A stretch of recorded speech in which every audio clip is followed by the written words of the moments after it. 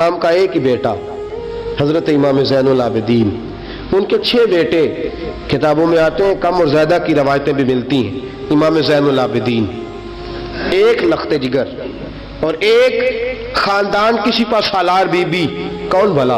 हजरत सैयदा ज़ैनब रदी। ये जनाब ज़ैनब जब पैदा हुई थी ना, तो हजरत अली रदी अल्लाह ताला अन्हु फरमाते हैं कि हुजूर सफ़र पे गए हुए थे, तो मुझे सैयदा फातिमा ने कहा कि बच्ची का नाम रखो, तो मैंने कहा कि मैंने पहले रखे हैं।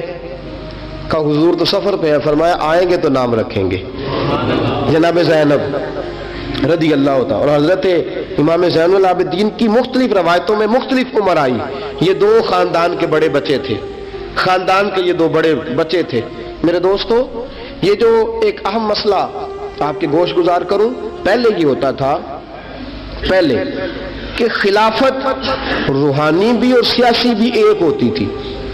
इमाम हसन तक एक रही, रूहानी खिलाफत भी और सियासी खिलाफत भी एक रही। मसला थोड़ा बारीक है, थोड़ा सा आपको मेरे बात गौर से सुननी पड़ेगी। पहले खिलाफत एक होती थी, रूहानी भी और सियासी भी।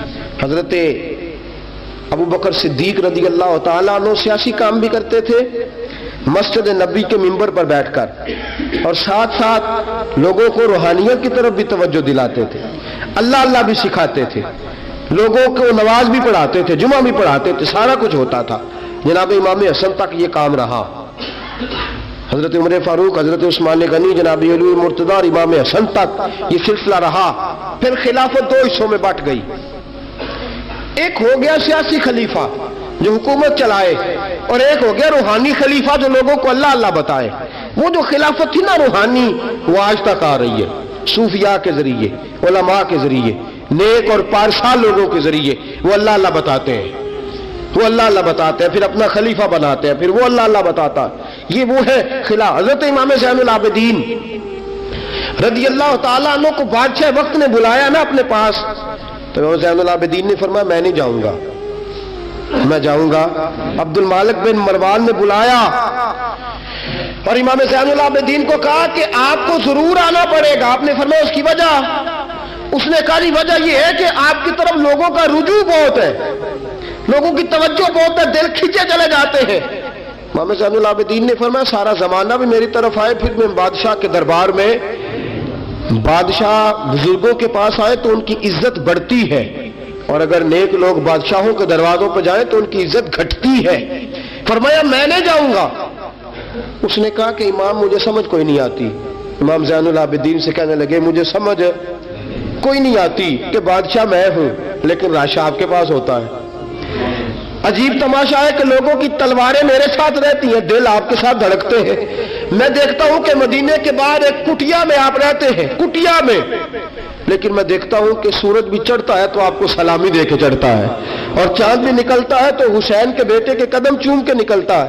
इमाम ज़ैनुल आबिदीन रज़ी मदीने से बाहर चले गए, डेरा लगा लिया, उम्र भर उसी जगह। नाम तो अली औस था ना आपका, लेकिन ज़ैनुल आबिदीन इबादत करने वालों की जीनत। मेरे इमाम ने खलीफा अब्दुल मालिक बिन मरवान से कहा तू बाज आ जा, मैं हुसैन का बेटा हूं, मुझे लोगों को अल्लाह अल्लाह सिखाने दे। अब मैं तख्ते खिलाफत पे बैठकर नहीं, मैं चटाई पे बैठ के दीन पढ़ाऊंगा। अब मैं फर्श जमी पे बैठ के लोगों को अल्लाह अल्लाह सिखाऊंगा। इमाम ज़ैनुल आबिदीन को खलीफा अब्दुल मालिक बिन मरवान हुआ पता क्या था? थोड़ी सी तारीख बता दूं। यजीद के मरने के बाद इसका बेटा आया, वो 40 दिन तक रहा। मैंने 10 मुहर्रम को बताया था। उसने कहा मैं अपने बाप को भी इस काबिल नहीं समझता था, छोड़ के चला गया। उसके बाद हजरत अब्दुल्ला इब्न ज़ुबैर रज़ी अल्लाह ताला अन्हु जो थे, वो क्योंकि मक्का और मदीना और हिजाज के लोगों ने उन्हें अपना अमीर बना लिया था। जब यजीद के बेटे ने खिलाफत छोड़ी तो वो पूरे मुल्क के एक जो है वो अमीर बन गए। इनके दरमियान ही मरवान ने साजिश की, मिस्र और शाम पे उसने अपना तसल्लुत जमा लिया। मरवान मरते वक्त अपने बेटे अब्दुल मालिक बिन मरवान को बना गया अमीर। अब्दुल मालिक बिन मरवान बड़ा जालिम, बड़ा खूनखार, बड़ा बदतहजीब आदमी था। इमाम ज़ैनुल आबिदीन से कहने लगा कि आपको आना पड़ेगा। आपने फरमाया मैं कोई नहीं आऊंगा। उसने इमाम ज़ैनुल आबिदीन को गिरफ्तार कराया। बहुत सारे बुजुर्गों ने लिखा है, बिलखुसूस इमाम कुशैरी ने रिसाला में लिखा, गिरफ्तार कराया, हाथों में बेड़ियां, पैरों में बेड़ियां। इमाम ज़ैनुल आबिदीन जिस तरह निकले थे ना करबला से और दमिश्क आए थे गिरफ्तारी के आलम में, اور پھر دمشق سے مدینے آئے تھے، اسی عالم میں پھر گرفتار کرایا، اور خلیفہ عبد الملک بن مروان کے سامنے جب امام زین العابدین پہنچے تو آپ نے کہا کہ تو نے دیکھا ہے نا میرے باپ کے قاتلوں کا کیا انجام ہوا تھا، تو نے دیکھا ہے میرے باپ کے قاتلوں کا، بعد آ جا۔ اس نے کہا کہ یزید کے پاس طاقت تھی، اس نے آپ کو گرفتار کرا لیا تھا، اب میرے پاس طاقت ہے، میں نے بھی گرفتار کرا لیا ہے۔ امام زین العابدین سے کہنے لگا آپ کے پاس طاقت ہے تو دکھائیے، آپ کے پاس ہے طاقت تو دکھائیے۔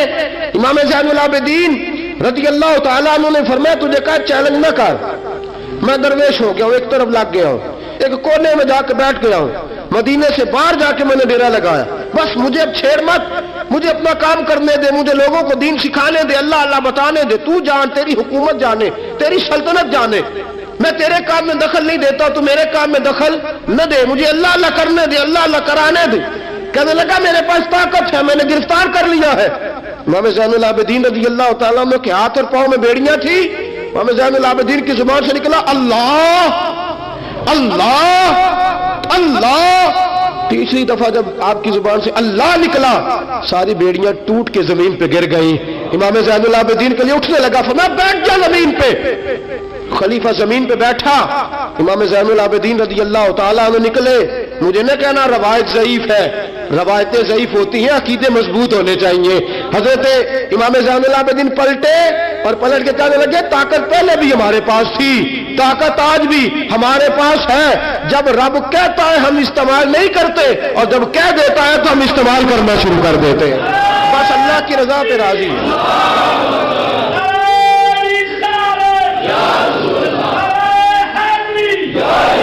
جب اللہ کہتا ہے تو استعمال کرتے ہیں۔ امام زین العابدین خلیفۃ المسلمین امیر المومنین امام حسن کے بھتیجے جناب علی کے پاس 3 سال رہے تھے، وہ تو کٹ گئے سارے، لیکن میرے امام زین العابدین اگرچہ حکومت نہیں لی لیکن دلوں پہ حکومت کرتے رہے، دلوں پہ۔ یہی خلیفہ عبد الملک بن مروان، دیکھو کہتے ہیں جادو وہ جو سر چڑھ کے بولے، اور حقیقت چھپ نہیں سکتی بناوٹ کے اصولوں سے، اور خوشبو آ نہیں سکتی کبھی کاغذ کے پھولوں سے، پتہ ہوتا ہے ہمیں سچ کیا ہے جھوٹ کیا ہے۔ طواف کعبہ ہو رہا ہے، طواف کعبہ، ایک عورت بہت بڑی، اس نے کعبے میں بھی آ کے ظلم کرنے شروع کر دیے، لوگوں کو تنگ کرنا شروع کر دیا۔ ایک بات یاد رکھنا، میں گیا ہوں عمرے پہ، مجھے اللہ نے توفیق دی ہے، لوگ وہاں جا کے بھی باز نہیں آتے، دھکے مارتے ہیں، بڑا کچھ کرتے ہیں، وہ اللہ کا گھر ہے، اگر فضل زیادہ ہے تو وہاں غضب بھی بڑی جلدی ہو جاتا ہے۔ وہ بی بی باز نہیں کہتی تھی میں بہت بڑے امیر کی بیوی ہوں، خبردار کوئی قریب آیا تو حجر اسود کے قریب گئی تو حجر اسود نے پکڑ لیا، دبوچ لیا، پکڑ لیا، چھوڑتا ہی کوئی نہیں، چمٹ گئی ساتھ، بلاؤ لوگوں کو، بڑا کچھ کیا، لیکن حجر اسود چھوڑتا۔ اللہ آپ کو حج کی توفیق دے، آمین تو کہہ دے، اللہ آپ کو عمرے پہ لے جائے۔ یہ حجر اسود پتہ بندے جا کے بہادری دکھاتے ہیں، میں جب پڑا سٹے 5-7 بندے، میں پھر چمدا رہا بڑا چیر، ایک کوئی عقل مندی کیتی ہے، یہ کوئی عقل مندی والی بات ہے۔ وہاں جا کے ہمارے بزرگ تو کہتے ہیں وہاں جا کے جانوروں کا بھی ادب کرو، وہ خدا رسول کے مہمان میں دھکے دیتے رہے، کوئی عقل مندی ہے، یہ کوئی بہادری نہیں۔ اگر سوڈان والے کرتے ہیں، ایران والے کرتے ہیں تو وہ جانے، ان کا رب جانے، ان کے عمل جانے، ہم تو وہاں جا کے جانوروں کا بھی ادب کریں گے، ادب کریں گے، احترام۔ نہیں موقع ملتا تو نہ ملے، میرے حبیب نے فرمایا دور سے ہاتھ لہرا کے چوم لو، حجر اسود قیامت والے دن تمہارے ایمان کی گواہی دے دے گا، تمہارے ایماندار ہونے کی گواہی دے گا۔ بی بی چمٹ گئی ساتھ، خلیفہ عبد الملک بن مروان سے کہا کہ وہ بہت بڑے رئیس کی بیوی، اب چھڑا، اب ساری زندگی تخت پہ بیٹھ کے امام زین العابدین کی مخالفت تو کرتا رہا ہے، اب چھڑا۔ نیچے اتر آیا، اس بی بی کے خاوند کو کہنے لگا زین العابدین کے پاس چلے جاؤ، اگر حل ہے تو اس کے پاس ہے، اگر کوئی علاج ہے تو اس کے پاس ہے، اس کے پاس جاؤ، میں چھڑا سکتا، ادھر جاؤ، ادھر وہ ہے دروازہ، وہ ہے جناب علی کا پوتا، وہ ہے امام حسین کا جانشین، وہ بیٹھا ہے۔ زین العابدین تیرا تو سارا گھر کربلا میں کٹ گیا تھا، تیرے پاس تو رہنے کو مکان تک نہیں بچا تھا، خون کی ندیاں بہہ گئی تھی، اور یہ کیا معاملہ ہے؟ امام زین العابدین کی سیرت اور صورت لوگوں کو بتاتی ہے کہ اب بھی اگر محبتوں کی وجہ سے دل جھکیں گے تو ہمارے خاندان کی طرف ہی جھکیں گے۔ امام زین العابدین کے پاس گئے، امام زین العابدین اپنے حجرے میں بیٹھے، کہا جناب ایک بی بی حجر اسود کے ساتھ لگ گئی، آپ آئیے۔ امام زین العابدین رضی اللہ تعالیٰ عنہ نے فرمایا میں نے سنا ہے رئیس کی بیوی ہے، لوگوں کو تنگ کرتی ہے، چھڑا لے گا؟ انہوں نے کہا حضرت جی وہ بھی آیا ہوا ہے، وہ کہتا ہے اگر چھڑا سکتا ہوتا تو پہلے بھی چھڑا لیتا، مہربانی کرے۔ امام زین العابدین اٹھے، ان کے ساتھ گئے، اس بی بی سے جا کے کہنے لگے تو توبہ کرتی ہے؟ توبہ کرتی ہے؟ کہنے لگی کرتی ہوں۔ امام زین العابدین کے ہاتھ اٹھے، اور لفظ کیا ہے؟ یا اللہ تو جانتا ہے نا میں کون ہوں۔ لفظ کیا ہے؟ امام زین العابدین کی دعا سنو، دعا پر میں مولا تو جانتا ہے میں کون ہوں، میں کون ہوں۔ راوی کہتے ہیں امام زین العابدین کی زبان پر لفظ ہے یا اللہ تو جانتا ہے نا میں کون ہوں۔ بی بی دھڑام سے پیچھے گری اور کہنے لگی اللہ اکبر، دھڑام سے پیچھے گر گئی۔ اللہ اکبر، علی کا گھر بھی کیا گھر ہے کہ جس گھر کا ہر ایک بچہ جسے دیکھو وہی شیر خدا معلوم۔ اور میرے اعلیٰ حضرت فرماتے ہیں تیری نسل پاک میں ہے بچہ بچہ نور کا، تو ہے عین نور، تیرا سب گھرانہ نور کا۔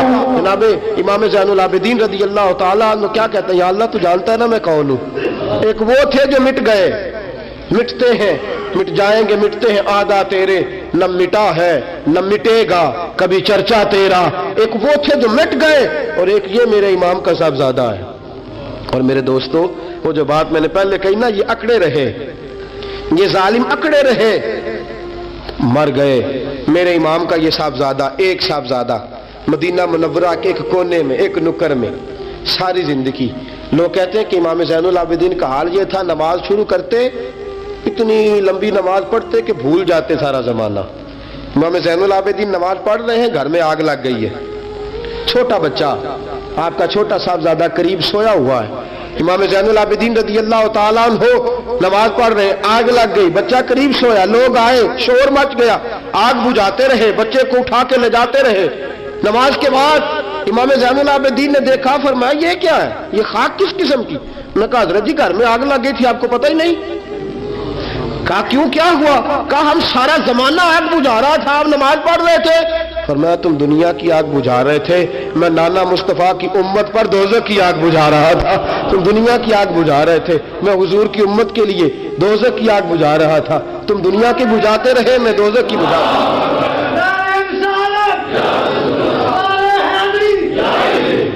یہ امام زین العابدین ہے، وہ سارے مٹ گئے۔ اور یہ امام کیسی عاجزی، کیسی انکساری، حضرت امام حسن بصری، یہ خلیفہ ہیں امام زین العابدین کے بھی، اور خلیفہ ہیں حضرت امام باقر کے بھی۔ امام باقر امام زین العابدین کے بیٹے ہیں، امام جعفر صادق ان کے پوتے ہیں۔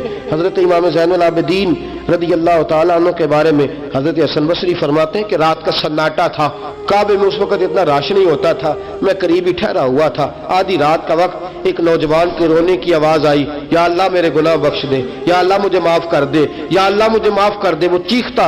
امام حسن بصری فرماتے ہیں کہ میں سویا ہوا تھا اپنے حجرے میں، کعبے کے قریب ٹھہرا ہوا تھا۔ فرماتے ہیں کہ میری اس نوجوان کی آہوزاری کی وجہ سے میری آنکھ کھل گئی، اس کی طلب کی وجہ سے میں اٹھا۔ اور فرماتے ہیں کہ میں نے سوچا بہت بڑا کوئی گناہگار آ گیا ہے۔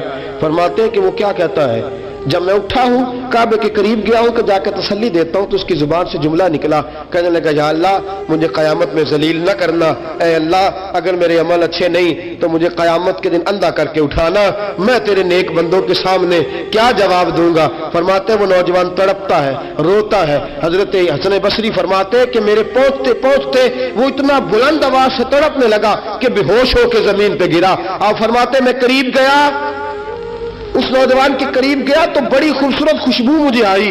فرماتے ہیں میرے دل میں خیال تھا تسلی دوں گا کہ بیٹا ٹھہر جا، میں بھی دعا کرتا ہوں، تو بھی دعا کر، اللہ بڑا مہربان ہے معاف کر دے گا۔ فرماتے ہیں جب میں نے اس نوجوان کے چہرے سے زلفیں ہٹائی، گرد صاف کی تو میرے پاؤں تلے سے زمین نکل گئی۔ یہ تو امام حسین کا بیٹا زین العابدین ہے، یہ تو امام حسین کا لخت جگر، علی المرتضیٰ کے جگر پارے جناب سیدہ فاطمہ کے نور نظر ہے، یہ تو حضرت شہر بانو شہزادی کے بیٹے ہیں۔ اتنی آہوزاری، اتنی تڑپ، اتنی بے چینی، اتنا اللہ سے تعلق۔ حضرت حسن بصری فرماتے ہیں کہ قدموں پہ گرا، پاؤں چومے۔ امام زین العابدین کی آنکھ کھلی تو کہا حسن بصری نہ کر، نہ کر، تو بزرگ ہے۔ امام زین العابدین اٹھ کے بیٹھ گئے، حضرت حسن بصری رحمتullah تعالی علیہ فرماتے ہیں میری آہ نکل گئی، آنسو میرے بہہ گئے۔ میں نے کہا زین العابدین کہاں سے دل لے کے آئے ہو تم لوگ، اور کہاں سے سنوارا ہے خدا نے تمہارے خاندان کو؟ سارا کچھ دے بھی دیتے ہو اللہ کی راہ میں، سارا کچھ لٹا بھی دیتے ہو، سارا کچھ قربان بھی کر دیتے ہو، اپنے لیے رکھتا بھی کچھ نہیں، اور پھر بھی معافیاں ہی مانگتے پھرتے ہو، پھر بھی معافیاں ہی مانگتے پھرتے ہو، پھر بھی روتے پھرتے ہو، پھر بھی بارگاہ خدا بندی کے اندر آہوزاریاں کرتے رہتے ہو۔ حضرت حسن بصری رحمتullah تعالی علیہ فرماتے کہ وہ زمانہ میں نے امام زین العابدین کا دیکھا۔ میرے دوستو وہ تو مٹ گئے، اکڑے رہے نا، مٹ گئے، کربلا کے بعد وہ مٹ گئے میرے امام کو مٹانے والے، لیکن امام زین العابدین میرے امام کا ایک صاحبزادہ بچے تھا، لیکن انہوں نے روحانی خلافت کا آغاز کر دیا۔ پوری دنیا میں میرے امام زین العابدین کا فیض ہے، جسمانی بھی ہے، روحانی بھی ہے، علمی بھی ہے۔ امام زین العابدین نے زندگی پوری گزار دی ایک کونے میں لگ کے۔ امام زین العابدین کسی سیاسی کام میں کبھی مداخلت نہیں۔ حضرت امام جعفر صادق کا زمانہ آیا تو پھر بادشاہ نے بلایا امام جعفر صادق کو، اور یہ امام جعفر صادق وہ بزرگ ہے کہ حضرت امام اعظم ابو حنیفہ رحمتullah علیہ امام جعفر صادق کے مرید ہے، ان کے مرید ہے، ان کے خلیفہ ہیں۔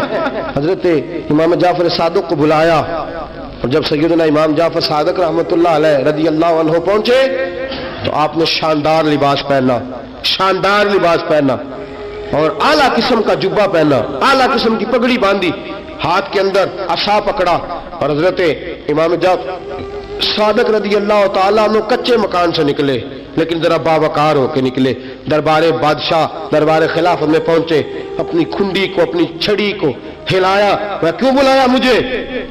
وہ بادشاہ جس نے کہا تھا بلاؤ ذرا پتہ کرتا ہوں کیوں میلہ لگا رکھا ہے۔ پھر بھی بادشاہ ڈرتے رہتے ہیں، پھر بھی ڈرتے ہیں کہ اگر ان روحانی لوگوں نے اشارہ کیا تو ساری دنیا ان کے پیچھے نکل پڑے گی، بلاؤ کیوں میلہ لگائے رکھا ہے۔ جب بادشاہ کے سامنے پہنچے تو بادشاہ سے کہا کیا بات ہے، کیوں بلایا تھا مجھے؟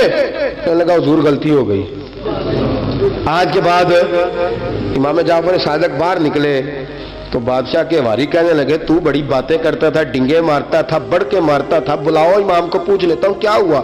کہنے لگا یار پتہ نہیں کیا بات ہے، جب نہیں ہوتے تو بات نکلتی ہے، جب سامنے آ جاتے ہیں تو منہ کے اندر سے زبان بولتی نہیں ہے، جب سامنے آتے ہیں تو کیا روب ہے، کیا روب ہے۔ اصل اسے سمجھ نہیں تھی کہ تیری نسل پاک میں ہے بچہ بچہ نور کا، تیری نسل پاک میں ہے بچہ بچہ نور کا، تو ہے عین نور، تیرا سب گھرانہ نور کا۔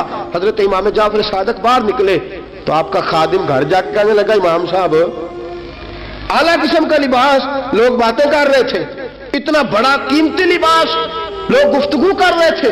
تو حضرت امام جعفر صادق نے قمیض اتارا، نیچے ٹاٹ کا لباس تھا، فرمایا یہ جو اوپر پہنا ہے یہ مخلوق کو دکھانے کے لیے ہے، اور جو اندر پہنا ہے وہ رب کو دکھانے کے لیے ہے۔ اندر اللہ کو دکھانے کے لیے ٹاٹ کا ہے، لیکن مخلوق کو دکھانے کے لیے میں نے اعلیٰ لباس پہنا ہے۔ ان کے دل میں خیال نہ آئے کہ رسول پاک کے اہل بیت شاید کمزور ہو گئے ہیں، اس لیے ڈرتے اور سہمے ہوئے آتے ہیں۔ میرے نبی کے خاندان نے اس وقت سے لے کر تا دم آخری آج تک ایک پورا کردار ادا کیا ہے۔ سادات کا دین میں ایک پورا کردار رہا ہے، تحریر کے معاملات میں، تقریر کے معاملات میں، تدریس کے معاملات میں سادات کا پورا کردار رہا۔ وقت گزرنے کے ساتھ ساتھ کبھی سید غوث اعظم کی شکل میں آئے، اور کبھی سید معین الدین چشتی اجمیری کی شکل میں آئے، اور کبھی سید علی حجویری داتا گنج بخش کی شکل میں آئے، اور کبھی یہ سید حضرت شاہ آل رسول ماں رہروی کی شکل کے اندر آئے، اور کبھی یہ سید میر عبد الواحد بلگرامی کی شکل میں آئے۔ یہ سادات آتے رہے، اپنے اپنے دور میں چمکتے رہے، اپنے اپنے دور میں دین کا فریضہ سر انجام دیتے رہے۔ انہوں نے پھر اعلان حکومت والوں کو کہا کہ ٹھیک ہے، اگر تم سمجھتے ہو کہ اس طرح ہمیں دین نہیں پھیلانے دیتے تو ہمیں اللہ نے توفیق دی ہے، ہمیں اللہ نے طاقت دی ہے، اللہ نے ہمیں روحانیت دی ہے، ہم اس روحانی طرز کے ساتھ دین پھیلائیں گے۔ میرے دوستو اگرچہ قوت اور اقتدار بھی ہمیشہ انہی کے پاس رہا، کربلا میں جو بھی آیا آپ دیکھ لیجئے نا، یزید کے 14 بیٹے بتائے جاتے ہیں، کوئی بھی نہیں کہتا میں یزید کی اولاد میں سے ہوں۔ امام زین العابدین ایک ہی بچے تھے نا کربلا میں، آپ کو گلی گلی سید ملیں گے، نگر نگر سید ملیں گے، جگہ جگہ رسول پاک کی اولاد ملے گی۔ میرے دوستو یاد رکھنا جو ظلم کرتا ہے اور ظلم میں بڑھتا ہے وہ بچتا نہیں، اس کا نام مٹ جاتا ہے، اس کا کردار نفرت کی علامت بن جاتا ہے۔